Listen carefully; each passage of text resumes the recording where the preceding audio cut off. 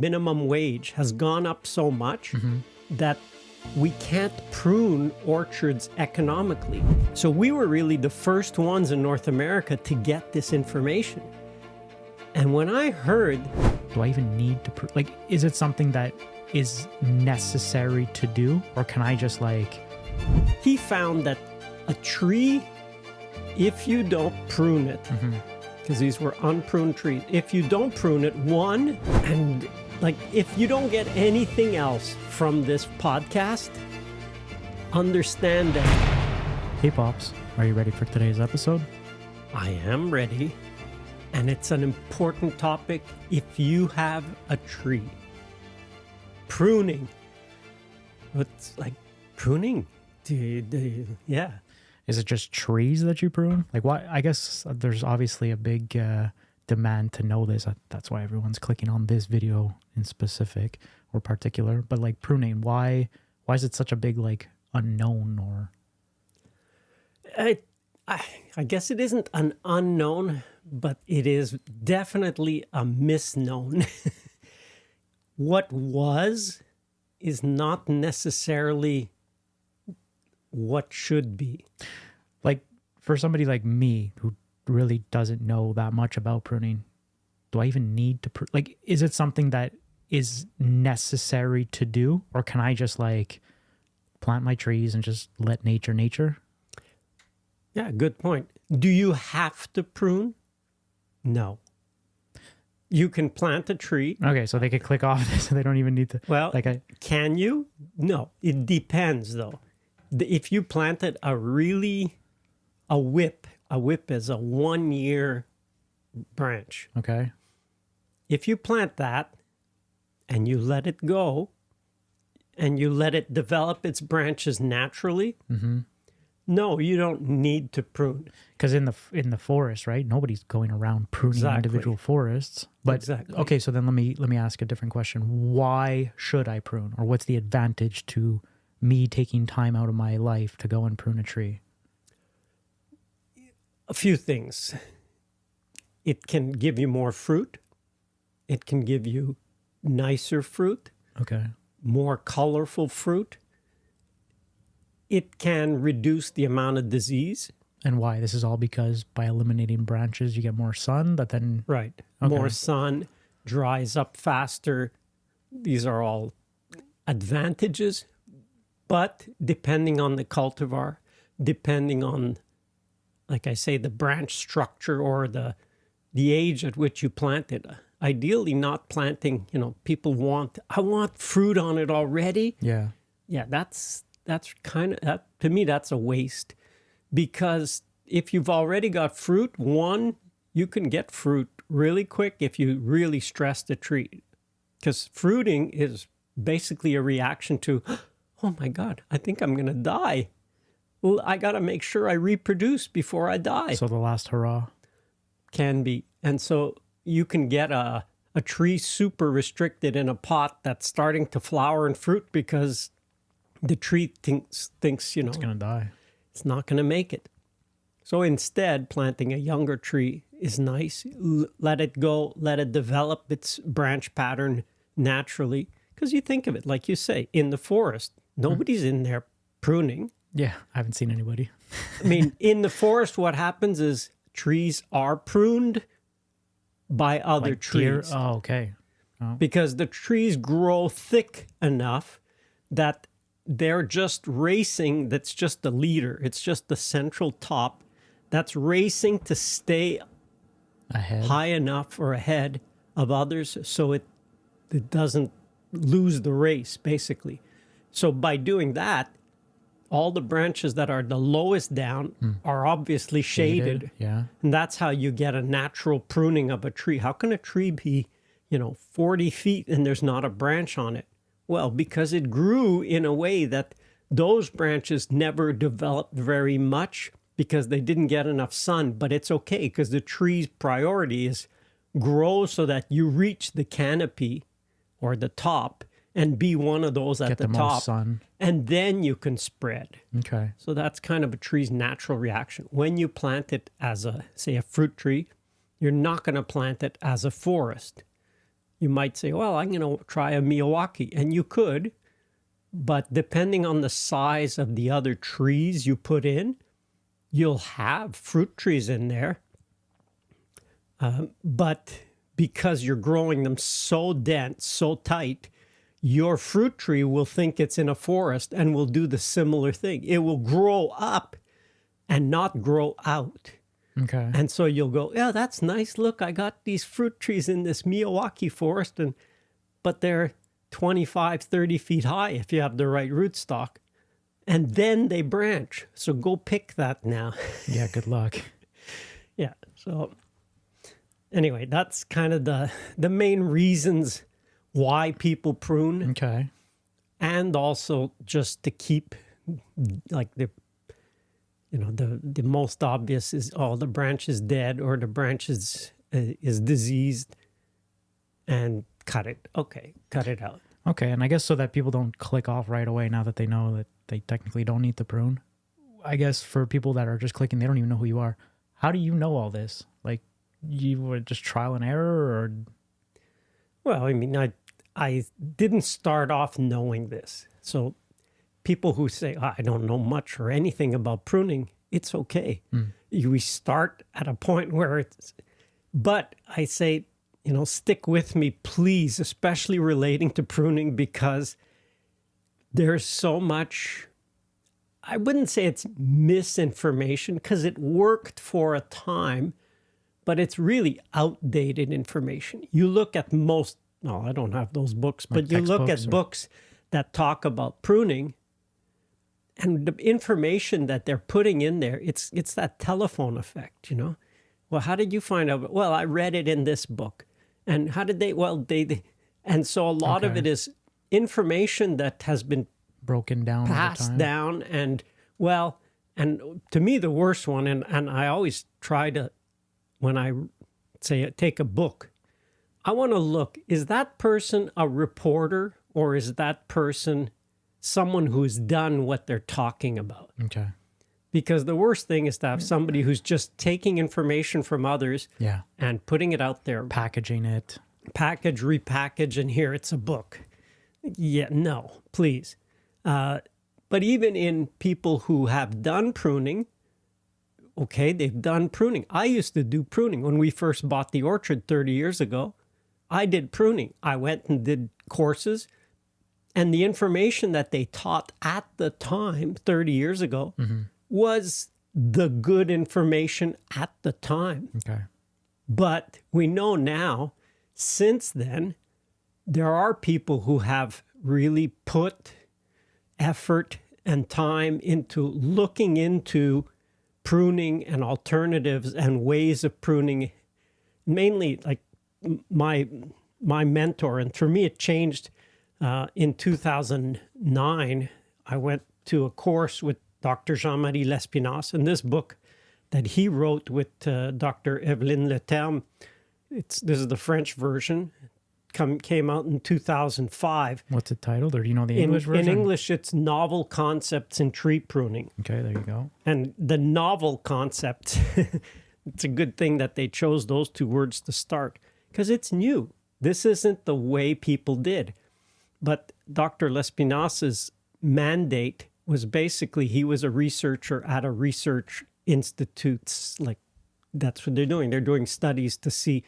He was tasked with, look, in France, because this is all from in France. In France, the cost of labor, like the minimum wage, has gone up so much that we can't prune orchards economically. The amount of pruning it takes costs too much. It costs too much. We can't compete with other countries because, well, we want to pay people more, but we can't do it like people have done it.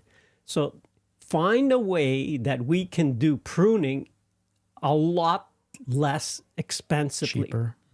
That was his mandate. So, okay, well, what do I do? How do I do this? This episode is proudly brought to you by my very own masterclass. Use code POP250 to save $250 off the masterclass bundle. Masterclass contains 11 different courses that you can buy separately. However, the complete Masterclass has you covered from A to Z, and it's really my life's work. Masterclass is the ultimate tool to help you start a successful permaculture orchard or planting. Not sure about how to start, or maybe you've already started, but now you feel you're stuck. Purchasing the Masterclass gives you access to the VIP group, where you'll be able to meet other like-minded, very interesting permaculturists and bounce ideas off each other. The VIP group is where I spend most of my time answering questions, and it's never been easier to get in contact with me or ask me a question. Want to learn more? Go to permaculture.study and start each course today for free. Don't forget to use code POP250. It'll save you $250 off the Masterclass bundle. And now back to the episode. First thing he did was he said, okay, first thing I got to understand,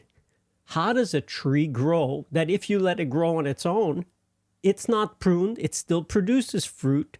We're not doing it every year. We're not pruning. These trees are zero pruned, but how can they do? So how does a tree naturally progress? And But what, they use that as like a baseline, and then they would tweak little things here and there over time? Right. So he first used the whole idea of what is the tree naturally doing? Yeah. And you sketch, you used to draw a lot. He did, this is the way he did it. For 8 years, he would go and he'd sit down in front of a tree that they'd have in their test situations. They'd plant these trees on different rootstocks, different cultivars, and he would sketch the tree every year. So to see, or more than once in the year, depending. He'd but do wait, it. why would he sketch it? They didn't have cameras, or They did have cameras, but one, he did it because, when you're sketching something, you're focused. You're so focused. You look at it in a way that you never looked at it before. True. Like you go, I never noticed that there's this. Why? Because now you're paying attention to every shadow, every detail, every line. So that was his way of observing? Absolutely. So it was the best way of observing. But also, he'd observe the same tree from the same spot. Okay. And in fact, twice. So he'd do it dormant when the tree is no leaves. Yeah. And then he'd also sketch them when they began to produce, because he started with a tree that wasn't pruned, just planted a young whip, and then he'd watch it change over the years. And then he'd sketch it in fruit as well. So he would see what's the influence of the fruit on that branch, on the spurs, on the side branches. And what he developed in that was, it was really beautiful. And like having done a 1-week course with him, the man had absolutely mastered looking at trees. We did these courses, so it was part of it was inside the theoretical, and part of it was in orchards looking at. I remember we walked into a 3rd generation orchardist. So it's like, this is the guy who's doing it. His father had the orchard, okay, and his grandfather started orcharding there. And Dr. Lespinasse walks in there, and as he's walking, he just looks at the trees, and within 30 seconds, he turns to the guy, he says, what happened here? He says, this is crap. And we're about 60 people in the course, and I was coming in as, like, this was 2009. The Canadian that's just no, here. it was all Canadians. Okay. It was all people here from Quebec, because these people came from France. So the big advantage was that they are from France and we're in Quebec, so we speak French. So we were really the first ones in North America to get this information. And when I heard him telling this guy that this is crap, that his grandfather did. Like, we're not talking somebody like me who came into this. I didn't know anything about pruning and about orcharding when I came in. And I hear this guy being told off in front of a group that, like, you blew it here. This is crap. I felt so relieved. It's like, oh my gosh. For sure. So much pressure. Somebody who supposedly knows what they're doing can make this kind of mistake. It was like, there's hope for me. So just that was a big relief. And so the guy said, yeah, we had a big frost here hit last year. So the trees had no flowers, no fruit, and then they grew, and then we didn't do this or that, and it threw the trees off, and they just took off growing. And anyway, so it was like, wow, okay, he could just look at a tree and know that something wasn't done right. Okay. There was a response that was unexpected. I think the guy, because he didn't have a fruit load, he still fertilized the trees, so they grew, and they grew too much, fast. And it kind of threw them out of balance. And anyway, so Dr. Lespinasse, by his sketching and observing, he found that a tree, if you don't prune it, because these were unpruned trees, if you don't prune it, one, the tree stays smaller. Two, it begins to produce while the tree is younger. So you can save 1, maybe 2 years that the tree will start to produce earlier. And it's like, that's interesting. And 3, the branches fill up the space without you intervening to, no, the tree knows that there's sunlight to catch, and it will put branches in the right spots, and it will grow. So by doing that, he had a few sayings, but one of them he used to say, "Serrez vos sécateurs," means put away your pruners. Yeah. Because everybody's reaction was, we're here to learn about pruning. Yeah. And he was like, put away your pruners. He didn't mean don't prune, but his point was take a step back, but also don't make your first reaction to be pruning. Okay. We don't need to prune as a first reaction. And he'd also say, laissez l'intégrité de la branche, meaning leave the branch integrity develop on its own. And that's one that, I look at video. If I see pruning on a video title, I'll watch it. And so many of the advice, that's why I say there is definitely outdated advice. Oh, here, you tip it. Like tipping, anytime you see tipping, click off. Yeah, switch, go to somebody else. Because tipping is such a mistake. I don't even know what that is. It's where a branch is growing and you cut it to either shorten it or just because that's what people say to do. Okay. You look at books from 30 years ago, and tipping was like, that was the thing. There were different cuts of bench cuts and so on. You'd take different cuts. But he was always take a step back, realize, one, what is the natural progression? So when he would sketch this tree for 8 years, he kind of knew what direction it was going to go. And he knew also how the branch changed over years. Yeah. Because these branches weren't tipped. They weren't the integrity of the branch was let go. So he found that he would call it the hands. So a branch would grow a piece, and think of it, a tree is a central leader or a central trunk. From that trunk, you have branches going out, right? So they go out at an angle, and they go out pretty well in a straight direction away from the trunk. But as they get further and further away, they actually have more and more light and space, right? You think of it, it's like imagine triangles leading out from the trunk. You get these cones of triangles. Well, each branch as it grows, if it's in the middle of the triangle, that triangle spreads out. So what he found was the branch would go a distance, would grow, and then usually it happens after the second year. So it would grow 1 year, second year, and in the third year, that branch would form a hand, or it would form a series of branches. And those branches most often were quite parallel, like they were flat. So you'd get, and he would use the analogy of the body because it really applied. So you'd have the trunk, which was like our trunk. And then you'd have a branch, which would be like our Hands. arm. Okay.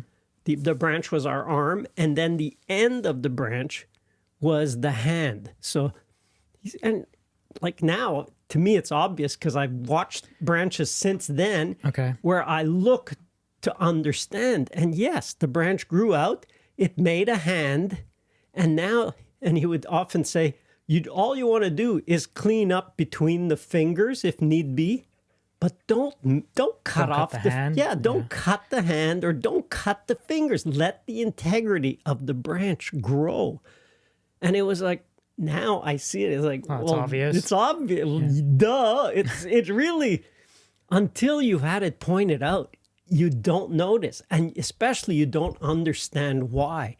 So one of the most common ones is he would point out how a branch would grow, and it would often grow a little more vertical. It wouldn't be straight up, right? But it would come out of the trunk at an angle, but also higher than horizontal. So that was the first branch would grow straight out, grow for 2 years. And once the third year, the hand would grow. So at the tip of the second year growth, you'd have a series of buds that would encourage branches to grow outward from it. And is that so that they get sun? Like to get the Right. most amount? Okay. Yeah, because now you see like that triangle, sense. Yeah. it opens up. Now you got more light. So it's grown away from the trunk where it is shaded. And now that it's further out, it'll form the hand. And those are really should be in the sun. And they are if you don't mess with it and screw it up and change how the branches are set up. But they also grow above horizontal. Now we've had just branch growing, and now the hand growing. But there's nothing to change that branch angle. So in the third year, after the third year growth happened, so in the fourth year, on those hands, there would be fruit buds formed, or flower buds that would then become fruit. So then when the branches have buds forming on them and fruit forming on them, now there's some weight. And that branch that's what pulls it down. pulls it down. And the weight of it means that now the branch should naturally go below horizontal. Below horizontal. Okay. And like, if you don't get anything else from this podcast, understand that his point, and he'd hammer it like 5 times a day. 5 times a day at least. He'd say, well, do you want a tree? And he would be standing there and he'd have his arms up above horizontal. He said, do you want a tree? And he'd, with his hands outstretched. Well, that's a tree. Meaning the branches that you're getting are above horizontal, and they're growing branches. They're up in the air. They're going to grow branches. Why? Because now they're trying to compete with the top of the head, right? The head is the top of the tree. And they're like, oh, yeah, I could be a head too. So he says, do you want a tree? Or do you want fruit? Or do you want fruit? And then he'd take his arms and put them below horizontal. Just understand. Imagine you're flapping. You say, wow, I understand this. Now I can really fly. And it really comes down to that. Just understanding that a tree branch should naturally go from being above horizontal to below horizontal. In the case of most fruit, that's what you want. In the case of pears, they're the only exception. You don't want them going below. You want them to stop at horizontal. And why? Why? Because nature is always going to have exceptions. And it's like, why? Because if you go below horizontal on a pear, it will actually send out suckers. Call it suckers, but it could be water sprouts. But it'll be new branches coming out. And that's just because the branch naturally wants to go up to the light? Yes. Okay. But in all other fruit trees, once you go below horizontal, you don't grow those branches. So that's why he would say, do you want a tree? Meaning it grows branches, it grows leaves and lots of branches. It grows taller. It grows taller and at the expense of fruit. Okay. And really, when I took that course, and I remember I took it in the winter of 2009. So that year, no, it was the next year, because I started pruning that spring, 2009, using his technique. And the next year, we had two of the interns, Antoine and Fred. And I remember when it was later in the summer, we were picking one of the trees. And as we were picking, well, we were picking the orchard, but as we were picking, I looked at one tree and I saw something that I thought, wow, here's a good learning lesson for them. And I told them, okay, you see this one branch? Yeah, it's like, it's loaded. Yeah, okay. One branch on this one tree is loaded. I said, pick that branch, just that branch. We'll put it in the bushel, see how much we get. And then pick the whole rest of the tree and we'll compare it. And so they picked that one branch, gave 1 bushel. On a bushel, we got bushels. 40 pounds of apples on that one branch. It was a nice branch, but especially it was well positioned. It was really nice. Then all the other branches, so there was at least 10 other branches on the tree. Gave like a bushel and a half? No, 3/4. Oh, gave less. Gave less than one branch. So wait a minute. You mean 10 branches gave less than the one branch? Yes, that's exactly. It was like, and I could kind of estimate how much fruit is going to grow. And when I saw that, I thought, wow, there's a good example. And so that they were like, how come? So I started probing and saying, okay, well, what's the difference? Why is that branch gave so much fruit? What is that branch got that the others don't? So then look, well, that one's, it's angled down. I said, yeah, that's it. That one's angled down. How are the other? Well, they're all, angled more up, and some were quite a bit up because I'd only started pruning this way. So it was like, really? That's all there is? Yeah, that's all there is. That one change, that branch was below horizontal, meant that now that branch didn't focus on producing branches. Yeah, it was fruit. It focused on producing fruit and understanding there's that tipping point.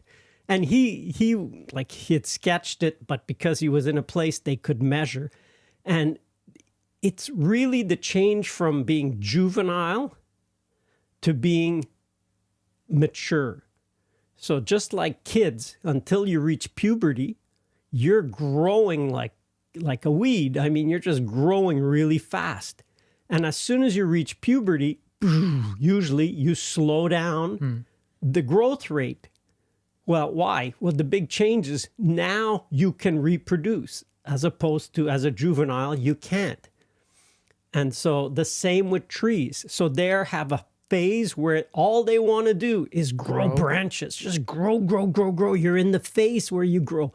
And you can have that on a branch, but you especially can have it on a tree. So the tree in the first 2, 3, 4, 5 years is in a juvenile stage where all it's focused on is just grow, fill that space, get there and get there as quickly as possible.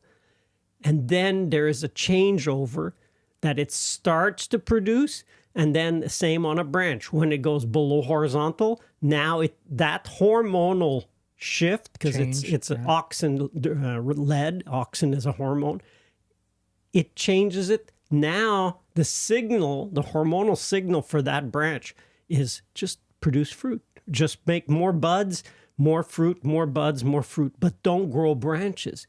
And if it does grow a branch, that branch is just basically a replacement to the other branches or a replacement to a spur. Do you cut that branch then?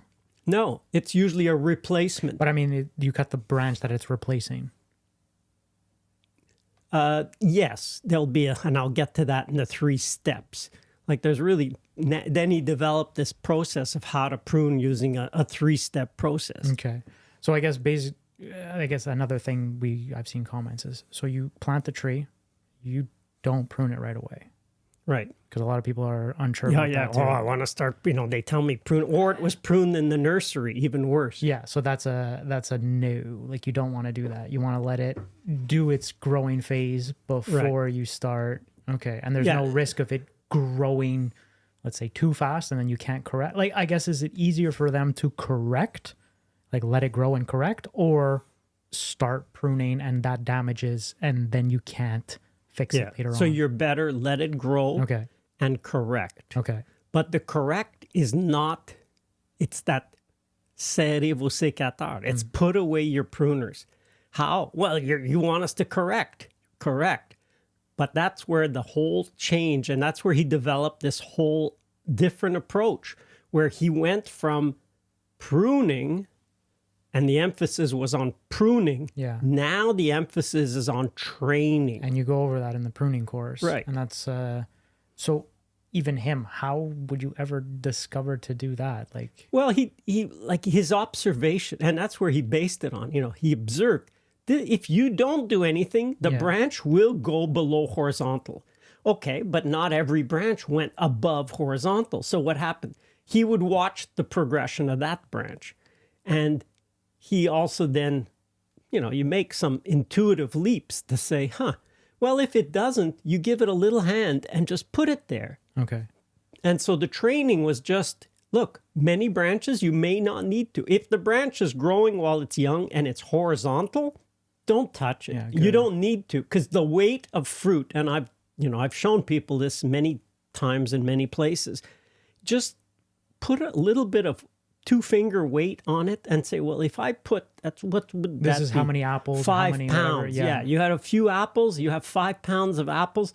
Here, would it go below? Yeah, it's easy to make it go. So Leave it. leave it, because that little bit of pressure will happen with a little bit of fruit. Like 5 pounds is you know, 7 apples. 7 apples. There's your 5 pounds. So it's like, yeah, you'll get 7 apples on this one branch.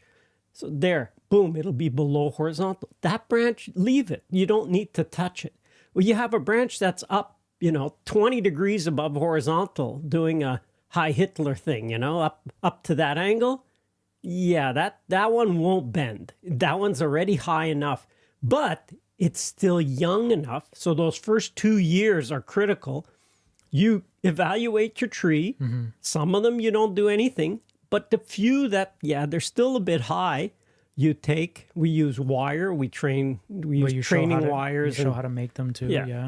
I like wire because it's reusable. You make it once, it'll last us for 50 years. I mean, these wires, they usually end up, if they fall, I mow them. I get them chopped up in the mower.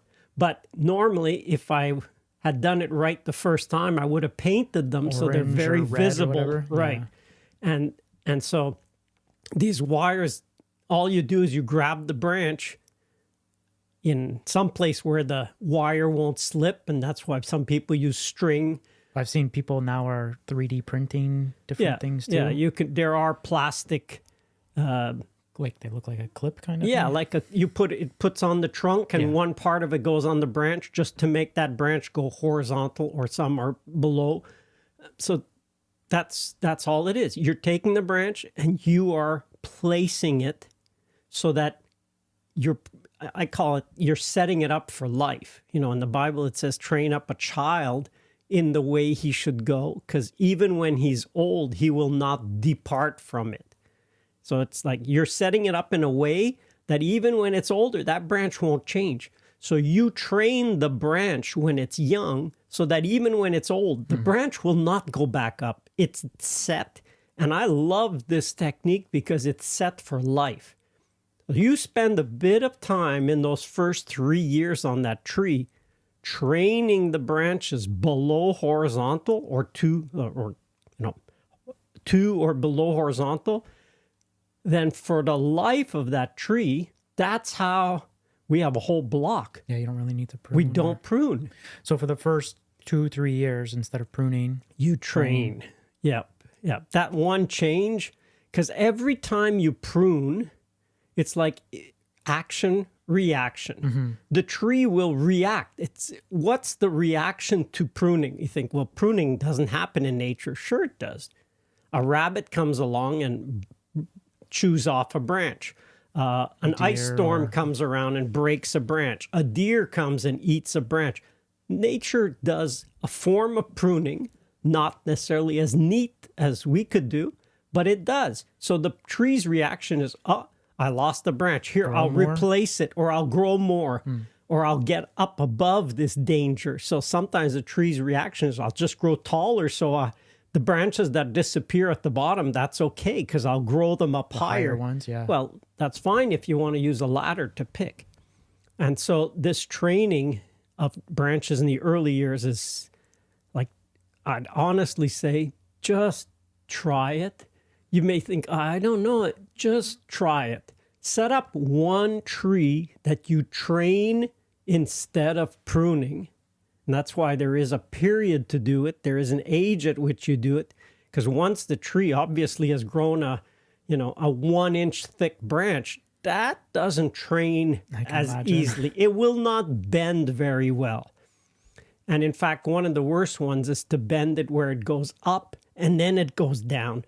Because in that curve, it's not that it gets confused, but it starts off, it goes, oh, I have a vertical branch. Send the oxen.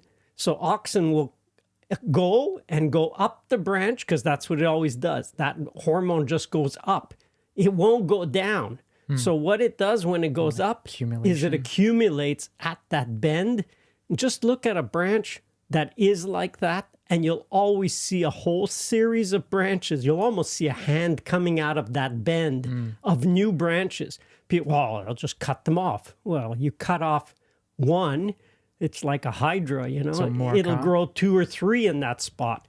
So you never solve the problem. It's like a make-work project. Yeah, absolutely. That, to me, that's just like, that's make work. So in that case, what I do is I just take that whole branch off. Oh, you would cut it all? I'll cut it off, because now you have an opening, and now you will have a replacement that you can properly... If you properly take the time and train it, you'll have a properly set up branch that you won't need to come back, and you won't have to... Okay. Yeah, imagine that's what I've had people come looking at the orchard. Their first reaction, people who understand, go, wow, your trees are so tame.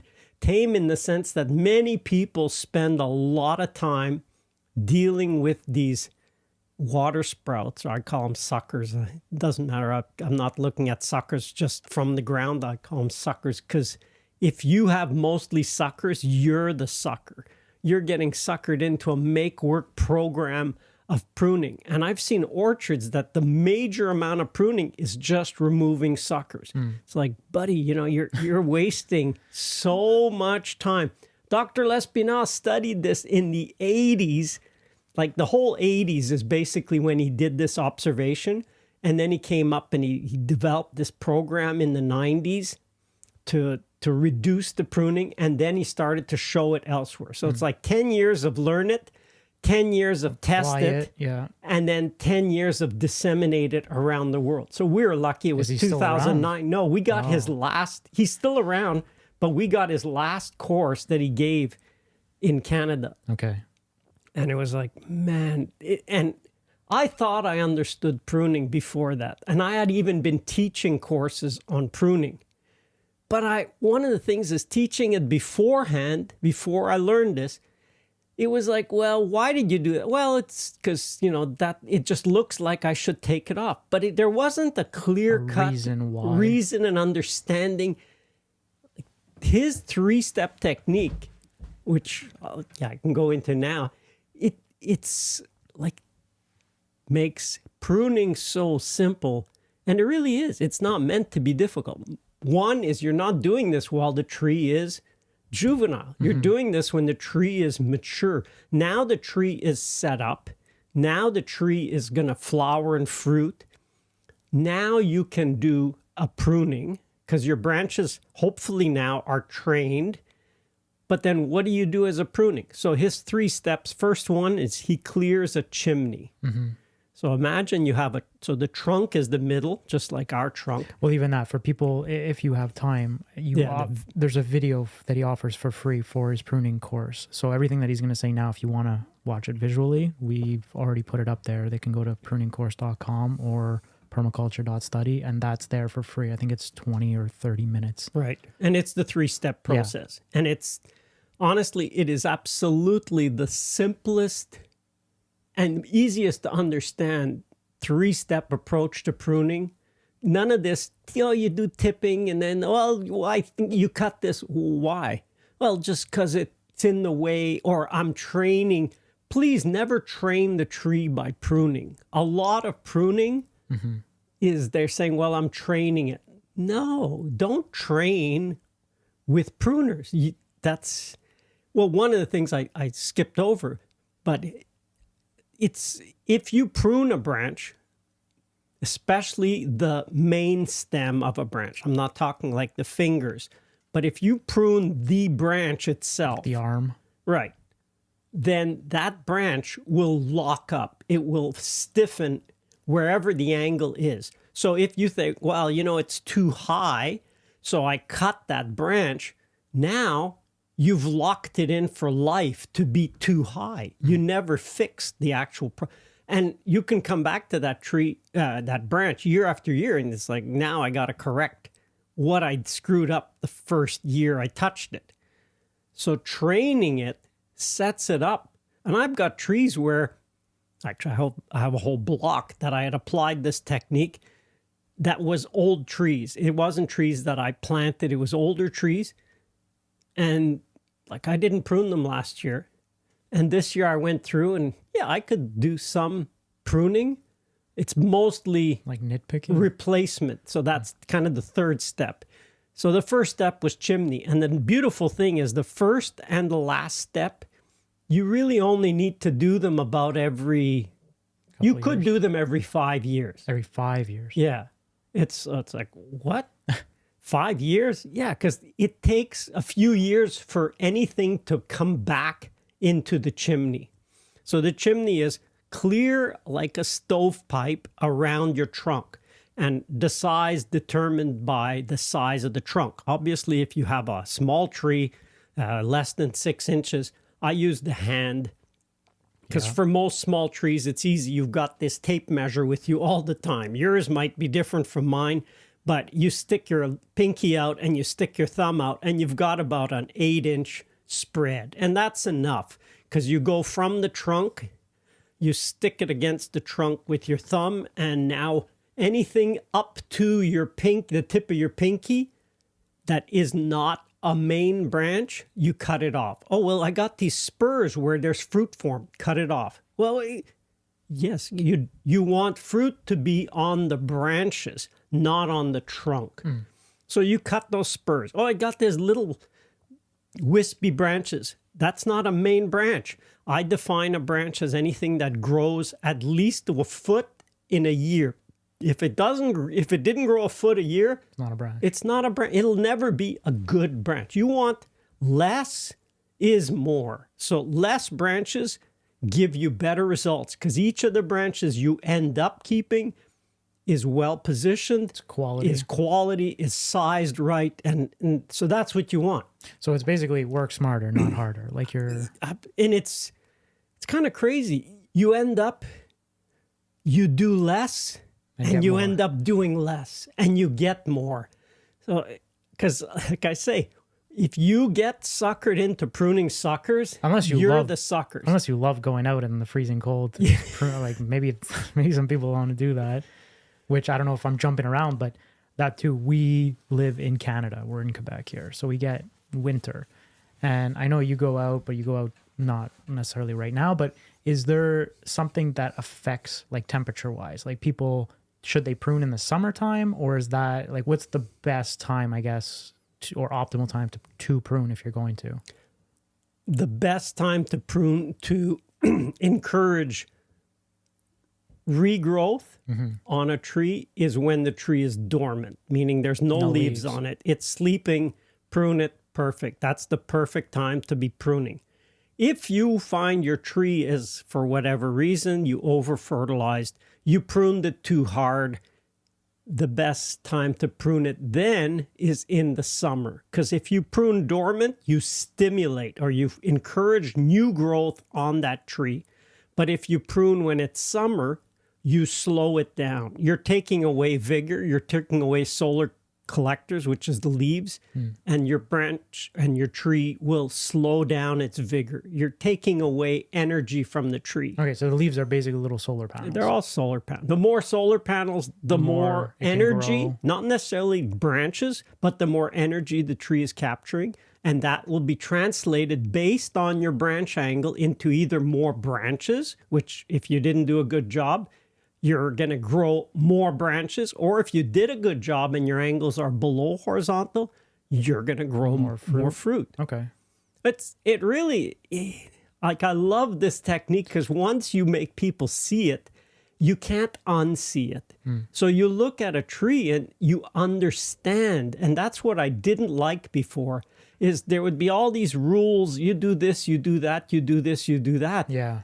But without a clear why. And they just never explained the link between branch angle and the reaction.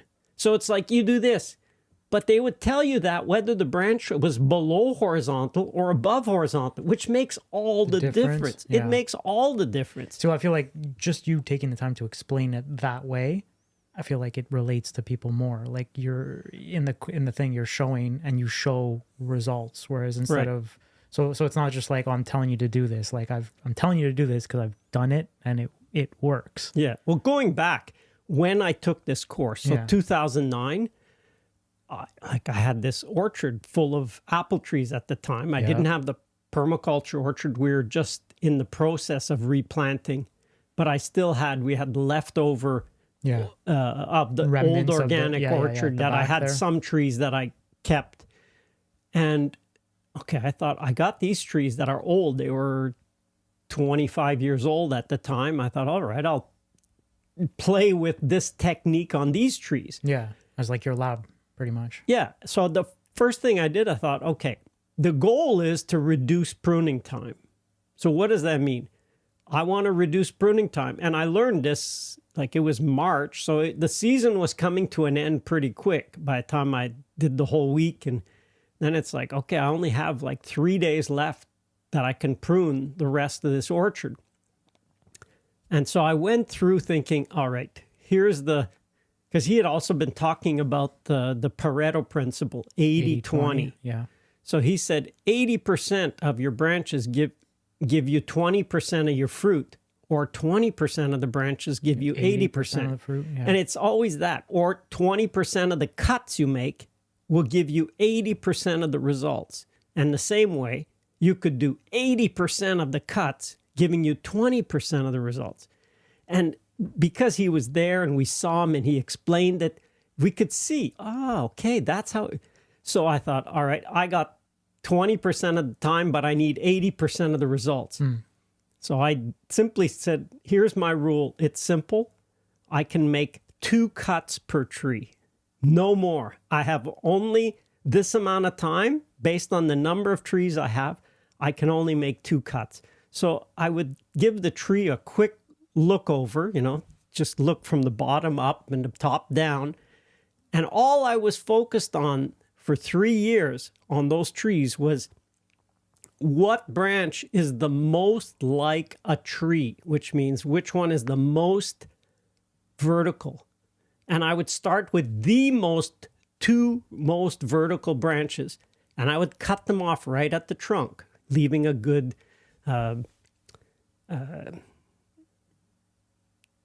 what's it called? The donut that would form branch collar. So to leave a good branch collar, and I'd make the cut, and that's it. Just 2 cuts. So because it was just 2, it took more time to kind of look the tree over and look from 2 angles and see, okay, this one, all right, so this one, that stands out. What's the next one? Yeah, the next one is over here. And then boom, with the saw, cut 1, cut 2, pull them into the aisle, bang, that's it. Next tree. And I would go through all the trees like that. Second year, so the year after, when I'd come back to these trees, now the most vertical is gone.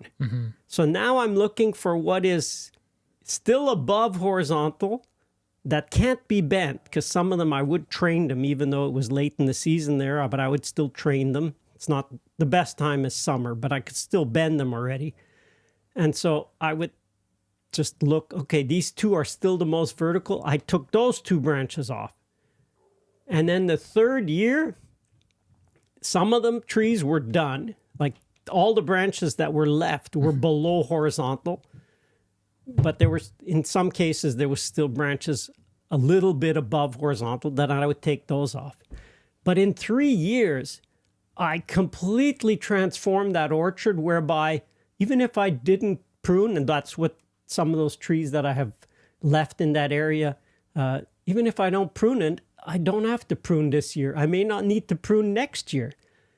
It's really the workload on those trees because they don't grow branches, they grow fruit.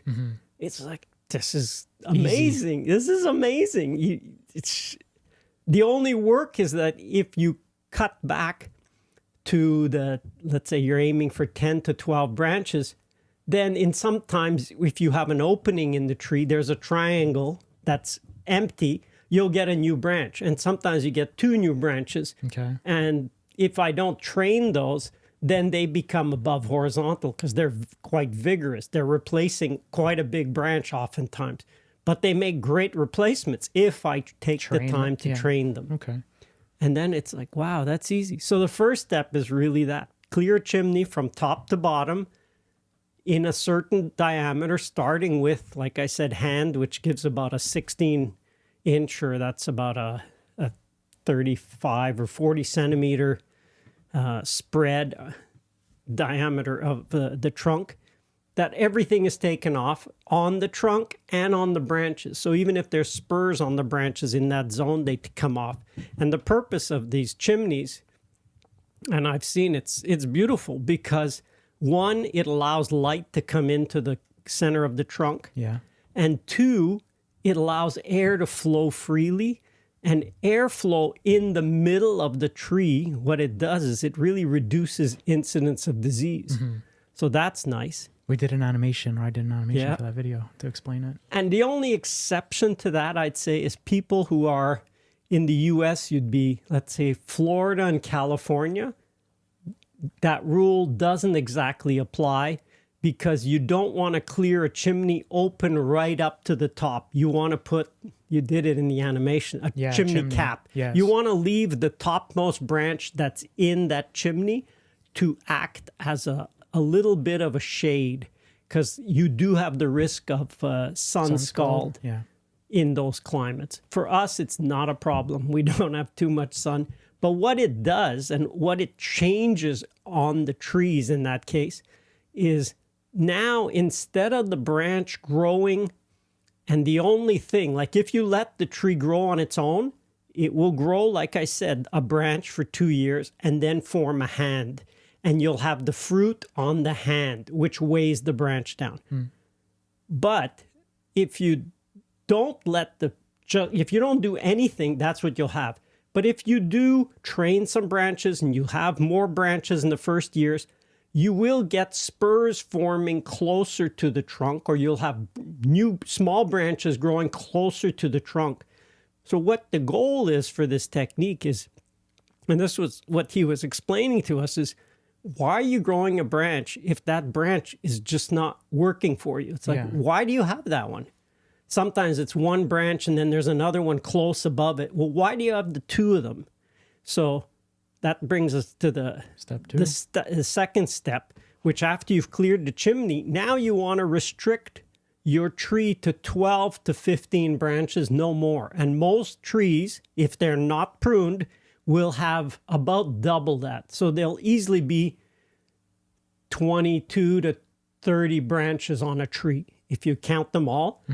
So you go, well, you don't need that many. And there's a logic to it. Nature always provides extra because the deer is going to come around and eat some of them, because the ice can come around and break some of them. So in nature, it's simple. Just put out extra so that there will be, for the eventual case where a branch will disappear, you'll still have another one. But in an orchard where you are taking care of them, it's like you're the one responsible for keeping the number of branches that are there. So you can go with a lot less branches, and by doing that, each branch gets all the sun it needs, and it can produce. And the nice thing is then it produces from the edge of the chimney, so that's close to the trunk, all the way out. And that's how we had that first year with Antoine and Fred, how we had a bushel from one branch. Yeah. Like, can you imagine? You're supposed to get, let's say, 12 branches on a tree. How would that tree have produced if we had 12 branches like that? We could have got 12 bushels. Well, let's say in that case, we probably would have got 6 bushels. Okay. But 6 bushels times Spaced 40 pounds, that's 240 pounds of apples on one tree. And absolutely, your tree can produce that if the branches are set up right. are set up, the angle is right. You don't need 5 trees to produce the equivalent. You can have 1 tree instead of 5, and it will produce that abundance. Okay, and then the third step is? So you do that selection of your 3 and of your branches. You select out, and go watch the video, please. You'll really see it explained and demonstrated. So, and after that, the third step, which is, I really like this one because this is what I found the hardest, is when people would start pruning on a branch. Well, you cut here. Why? Yeah. Well, because, like there was never a simple understand. How come this one, it was above and you cut it, and that one, it was above and you didn't cut it? And well, I did rock, paper, scissors. It was almost that. Like you could see the person, it was all intuitive.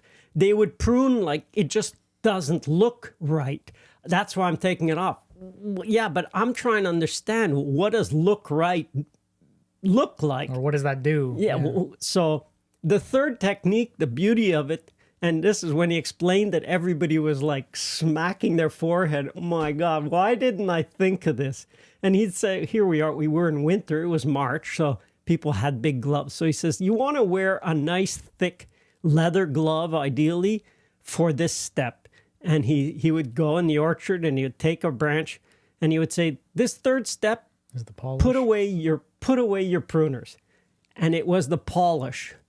So all he would do is he'd grab a branch, he'd grab it near the tip, the end of the branch, and he would run his glove underneath the main branch all the way. And he was breaking branches and spurs all the way, and he'd just go, and it's done. It's like, yeah, you showed in the video. and what?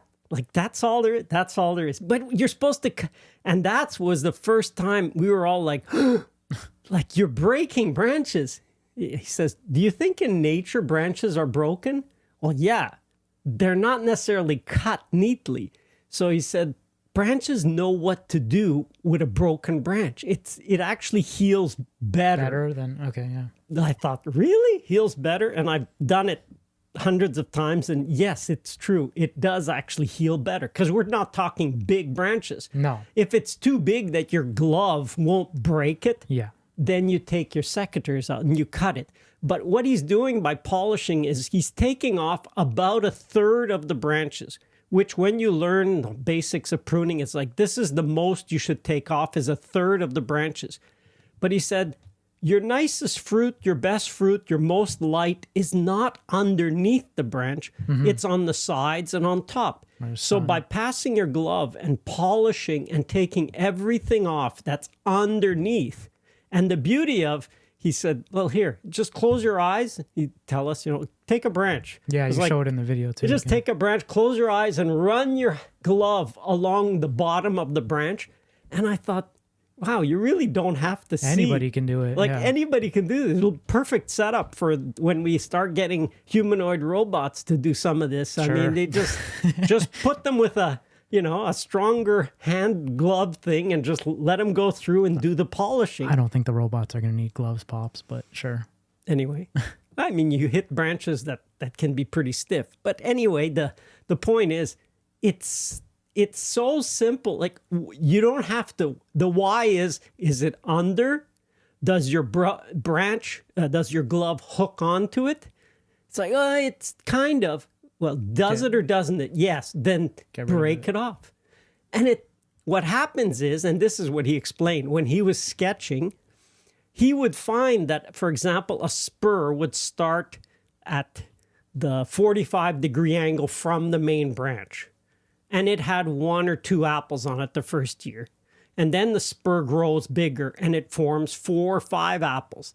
Well, by the time it's producing 5 apples for a couple of years, the weight of those apples makes that spur actually shifts on the branch. It does like a branch does, and it rotates that spur so that it's starting to hang underneath the branch. And what does that mean? It means it's produced for several years. It's no longer the most vigorous young spur. So when you pass your hand under, you're actually breaking these spurs. Yeah, but that's an old spur. It is. But there are younger ones coming that are nice replacements. And that's where even some kind of trees, and now he's actually done crossbreeding of different apples to get a tree that has a habit of doing that with branches. So, for example, Cortland, he says, is a good phenotype for the type of tree that makes the absolute easiest. Why? Because it has a habit of, instead of making a hand, it kind of grows out, and then it sends a new branch above it. So the old branch hangs down, and then it has a series of 1 or 2 or 3 branches. So you let that branch produce for 2 years, and then it's as if you passed your hand under. Oh, that one's underneath. It comes off. You cut that. So super easy to figure out what's a replacement branch. And anyway, you do these 3 steps, and it absolutely transforms pruning. And like I say, the beauty is you do the chimney, you do the polish. Even if you have an old tree, just do those 2 steps. Because what the chimney does is, I said, it allows light and air. Once you allow light, now any spot on your trunk that you have, let's say, a big open triangle. Remember I said it's all these, you have a big open triangle with nothing. Well, you have latent buds all on the trunk. And you could see them. I mean, we saw them in the pruning course. And so that latent bud, it's a bud sitting there waiting to send out a new branch. And those are good new replacement branches. And so by creating that chimney, you create, if there is enough light, you will stimulate a new branch. And it's a beautiful system so that your tree is basically always got enough branches to make a full 12 branches that are beautifully positioned. And then the polishing just means that that's your pruning. Really, your pruning is, the only pruning now is selecting any branches that are not in the right angle. And ideally, you can train them. But if you can't train them because they're just too old and they don't bend anymore, take it out. Take it out. But that's like, if that's the only pruning, you're not messing around with on the branch. Oh, what do? I got all these suckers. No, you don't have. You should not have. If you have suckers, then go back to the root of it, which means your branch is too high. The angle. And just take that branch off. Like, oh, I can't. It's a big branch. Yes, it's a big branch, but it's not a productive branch. So replace it with a new branch that will be better positioned below horizontal, that will be a great new replacement branch. And produce fruit. Yeah. Well, we did the same. Remember in the pruning course, we did replacing trees. So we have old trees that have sent suckers above the graft, and we're replacing. So that old block, we've got I'd say about 5% of the trees have been replaced, and other ones have new branches coming up, new trunks coming up. Yeah, it'll be interesting to see when they actually do grow up. But well, some of them now they started. Like some of the oldest have started to produce. But yeah, it's made pruning such a joy because it's such a simple system. It is 1, 2, 3. Keep that in mind. Look, where are you at? Oh, I did chimney last year. Well, then that step, you can skip it. Like, I won't need to this year. I can guarantee you probably won't need it next year either. And if you have Maybe you'll have 2 new branches come somewhere that I don't need 2 in that spot. So then you take 1 out. But that's about the only thing you'll have to do in the chimney for 5 years. And then once you have your branch number set and you're at 12 or 13, whatever, Yeah. that doesn't change unless you have a super big load of fruit. And in fact, Damages. if a tree branch, and that's what we saw during the big ice storm, when a tree branch is below horizontal, it can't go down very much. So put 150 pounds on it or 100 kilos on it, and it'll bend, but it can't bend enough that will cause it to break. The ones that do break in an ice storm are the vertical ones, because they can go from 45 degree up to 20 degree down. And that's so much of a change that those are the branches that break, which was to me a big confirmation that, wow, when you set these branches up, they really are set for life. Properly. Yeah. Yeah, that once in a lifetime, do it once, train up your branches when they're young. And man, then it's like, yeah, you're enjoying you're not stressed with, I got all this work to do. I have to be pruning. You can't prune this year? Nope. Like last year. For his birthday, that's all he wanted to do. He wanted to go down to go and prune, because it's, I guess, more enjoyable when you don't have to do something. Exactly, for sure. Exactly. Because it's not a big stress. Oh, I have all this work. No, go because I just enjoy it. Wants to be outside and whatever. Yeah. Yeah, I love March is one of my favorite times when we have snow on the ground. People always say he just likes it because he's like, oh, people will be like, where did you go on vacation? Yeah, like, you've been down south, eh? For us down south, because we're in the north, and so people say, yeah, where'd you go south? I said southern Quebec. What? They look at me like southern Quebec. Yeah, well, you go outside in March and it's like spring skiing. You're getting reflection off the snow. You get your vitamin D. You get exercise. You get fresh air. It's a great thing to do. Everything in its season, and set it up right. Set it while it's young. And for a life of that tree or those trees, you'll enjoy low work. I agree. And then for everything else, if they want to know anything, like we said, you have your masterclass, but you have... Specifically for that one, it would be the pruning course. So you could go and get there by pruningcourse.com, or just go to our masterclass website, permaculture.study. And it's all that video that he's talking about is for free. You can see all the animations, and you'll see him in the field doing what he just spoke about. Yep. Check it out. Good job, Pops.